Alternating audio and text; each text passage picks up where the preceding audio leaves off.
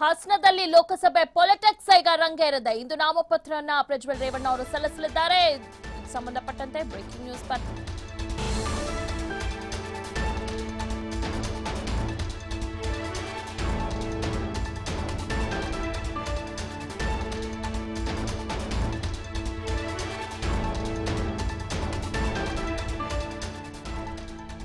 ಹಾಸನದಲ್ಲಿ ಲೋಕಸಭೆ ಪಾಲಿಟಿಕ್ಸ್ ರಂಗೇರಿದೆ. ಇಂದು ಪ್ರಜ್ವಲ್ ರೇವಣ್ಣ ಅವರು ನಾಮಪತ್ರವನ್ನ ಸಲ್ಲಿಸಲಿದ್ದಾರೆ.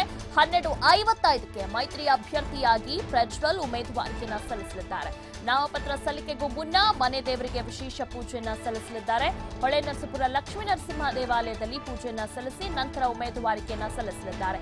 ಭವಾನಿ ರೇವಣ್ಣ, ಎಚ್.ಡಿ. ರೇವಣ್ಣ ಪೂಜೆಯಲ್ಲಿ ಭಾಗಿಯಾಗಲಿದ್ದಾರೆ.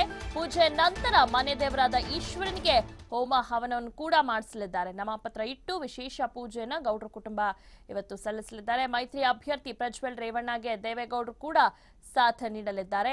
ಸರ್ಕಲ್ನಿಂದ ಡಿಸಿ ಕಚೇರಿಯವರೆಗೂ ಕೂಡ ಮೆರವಣಿಗೆ ಮುಖಾಂತರ ಅವರು ಉಮೇದುವಾರಿಕೆಯನ್ನ ಸಲ್ಲಿಸಲಿದ್ದಾರೆ. 12:55ಕ್ಕೆ ಜಿಲ್ಲಾಧಿಕಾರಿ ಕಚೇರಿಯಲ್ಲಿ ನಾಮಿನೇಷನ್ ಅನ್ನ ಇವತ್ತು ಪ್ರಜ್ವಲ್ ರೇವಣ್ಣ ಫೈಲ್ ಮಾಡಲಿದ್ದಾರೆ. ಓಕೆ, ಈ ಬಗ್ಗೆ ಹೆಚ್ಚಿನ ಮಾಹಿತಿಯನ್ನ ನೀಡ್ತಾರೆ ನಮ್ಮ ಪ್ರತಿನಿಧಿ ಪ್ರಕಾಶ್. ಸಹಜವಾಗಿ ನಾಮಿನೇಷನ್ ಫೈಲ್ ಮಾಡ್ತಾ ಇದ್ದಾರೆ ಅಂದ್ರೆ ರೇವಣ್ಣ ಮಗ, ಸಹಜವಾಗಿ ಅಲ್ಲಿ ಪೂಜೆ ಎಲ್ಲ ಇರುತ್ತೆ. ಹೀಗಾಗಿ ಅವರು ಒಂದು ಸಮಯ ಎಲ್ಲವನ್ನೂ ನೋಡ್ತಾರೆ ರೇವಣ್ಣ ಅವರು. ಸೊ ಇವತ್ತು ಎಷ್ಟು ಗಂಟೆಗೆ ಪೂಜೆ ನಡೆಯಲಿದೆ, ಎಷ್ಟು ಗಂಟೆಗೆ ನಾಮಿನೇಷನ್ ಫೈಲ್ ಮಾಡ್ತಾರೆ ಪ್ರಜ್ವಲ್ ರೇವಣ್ಣ ಅವರು? ಹಾಸನ ಲೋಕಸಭಾ ಕ್ಷೇತ್ರದ ಮೈತ್ರಿ ಅಭ್ಯರ್ಥಿಯಾಗಿ ಇವತ್ತು ಪ್ರಜ್ವಲ್ ರೇವಣ್ಣ ಸುಮಾರು 12:55 ನಾಮಿನೇಷನ್ ಅಂದ್ರೆ ನಾಮಪತ್ರ ಕಚೇರಿಯಲ್ಲಿ ಮುಖ್ಯ ಚುನಾವಣಾ ಅಧಿಕಾರಿ ಏನಿದ್ದಾರೆ ಅವ್ರಿಗೆ ನಾಮಪತ್ರವನ್ನು ಕೂಡ ಸಲ್ಲಿಸ್ತಾರೆ.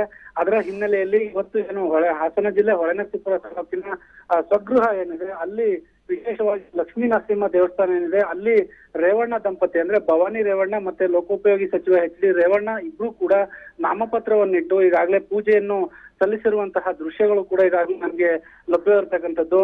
ಒಟ್ಟಾರೆ ಇವತ್ತು ಮಾಜಿ ಪ್ರಧಾನಿ ಎಚ್.ಡಿ. ದೇವೇಗೌಡರು ಕೂಡ ನಾಮಪತ್ರ ಸಲ್ಲಿಸುವ ವೇಳೆ ಹೊತ್ತಿಗೆ ಪ್ರಜ್ವಲ್ ಅವರಿಗೆ ಸಾಥ್ ಕೊಡ್ತಾರೆ ಅನ್ನುವ ಮಾಹಿತಿ ಕೂಡ ಲಭ್ಯವಾಗಿದೆ.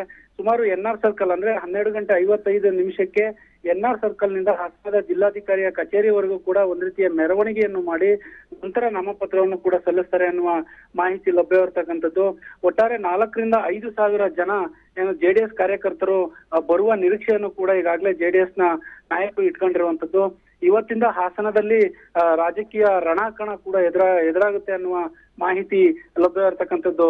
ದಿವ್ಯಾ ರಂಗನಾಥ್. ಓಕೆ, ಪ್ರಜ್ವಲ್ ರೇವಣ್ಣ ಅವರು ಸತ 3 ದಿನದಿಂದಲೂ ಕೂಡ ಕ್ಯಾಂಪೇನಿಂಗ್ ಮಾಡಿದ್ದಾರೆ. ಹೇಗಿದೆ ಪ್ರಜ್ವಲ್ ರೇವಣ್ಣ ಅವರ ಹವಾ ಅಲ್ಲಿ? ಖಂಡಿತ. ಯಾಕಂದ್ರೆ ಈಗಾಗಲೇ ಕಳೆದ 3-4 ತಿಂಗಳಿಂದಲೂ ಕೂಡ ಪ್ರಜ್ವಲ್ ರೇವಣ್ಣ ಹಾಸನ ಜಿಲ್ಲೆಯಾದ್ಯಂತಲೂ ಕೂಡ ತಾಲೂಕಿನಾದ್ಯಂತ ಮತ್ತೆ ಜಿಲ್ಲೆಯಾದ್ಯಂತ ಎಲ್ಲ ಕಡೆ ಎಲ್ಲಾ ನಾಯಕರುಗಳನ್ನು ಕೂಡ ಭೇಟಿಯಾಗಿರುವಂತದ್ದು. ಈಗಾಗಲೇ ಕಾಂಗ್ರೆಸ್ ನಾಯಕರನ್ನು ಮನವೊಲಿಸುವುದರಲ್ಲಿ ಕೆಲವು ಕಾಂಗ್ರೆಸ್ ನಾಯಕರನ್ನು ಮನವೊಲಿಸುವುದರಲ್ಲಿ ಈಗಾಗಲೇ ಪ್ರಜ್ವಲ್ ರೇವಣ್ಣ ಸಂಪೂರ್ಣವಾಗಿ ಸಫಲರಾಗಿದ್ದಾರೆ ಅನ್ನುವ ಮಾಹಿತಿ ಕೂಡ ಈಗಾಗಲೇ TV5 ಲಭ್ಯವಿರತಕ್ಕಂಥದ್ದು. ಆದ್ರೆ ಒಟ್ಟಾರೆಯಾಗಿ ಪ್ರಜ್ವಲ್ ರೇವಣ್ಣ ಈ ಹಿಂದೆನೆ ಕೂಡ ವಿಧಾನಸಭಾ ಕ್ಷೇತ್ರದ ಅವರ ಕನಸು ಕೂಡ ಈಡೇರಲಿಲ್ಲ. ಈಗ ನಂತರದ ಬೆಳವಣಿಗೆಯಲ್ಲಿ ಅವರಿಗೆ ಅಂದ್ರೆ ಹಾಸನ ಜಿಲ್ಲೆಯ ಲೋಕಸಭಾ ಅಭ್ಯರ್ಥಿಯಾಗಿ ಟಿಕೆಟ್ ಘೋಷಣೆ ಆಗಿದೆ. ಅವರು ಒಂದ್ ರೀತಿ ಉತ್ಸಾಹದಲ್ಲಿ ಕೆಲಸ ಮಾಡಲಿಕ್ಕೆ ಕೂಡ ಮುಂದಾಗ್ತಾ ಇದ್ದಾರೆ. ಅದರ ಜೊತೆಯಲ್ಲಿ ಯುವಕರು ಕೂಡ ಅವ್ರ ಜೊತೆ ಸಾಥ್ ಕೊಡ್ತಾ ಇದ್ದಾರೆ. ಆದ್ರೆ ಅವರ ಎದುರಾಳಿ ಅಭ್ಯರ್ಥಿ ಏಮಂಜು ಆಗಿರೋದ್ರಿಂದ ಇದು ಯಾವ ರೀತಿ ಮುಂದಕ್ಕೆ ಯಾವ ರೀತಿ ಗುರಿಯನ್ನು ತಲುಪುತ್ತೆ ಮತ್ತೆ ಅವ್ರಿಗೆ ಯಾವ ರೀತಿ ಪ್ರತಿಸ್ಪರ್ಧೆ ಒಡ್ತಾರೆ ಅನ್ನೋದನ್ನ ಕೂಡ ನಾವು ಕೆಲವು ದಿನಗಳಲ್ಲಿ ಕಾದ್ ನೋಡ್ಬೇಕು. ಪ್ರಕಾಶ್, ಧನ್ಯವಾದಗಳು.